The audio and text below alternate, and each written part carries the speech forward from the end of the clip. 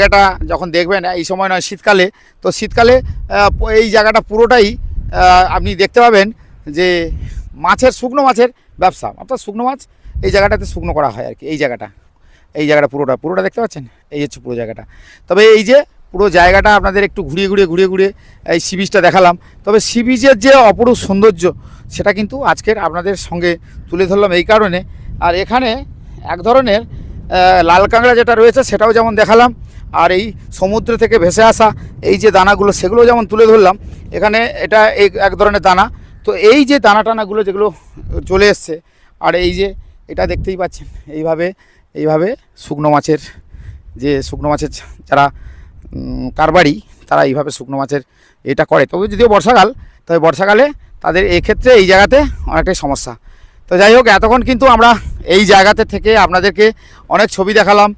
আর আমরা এর আগে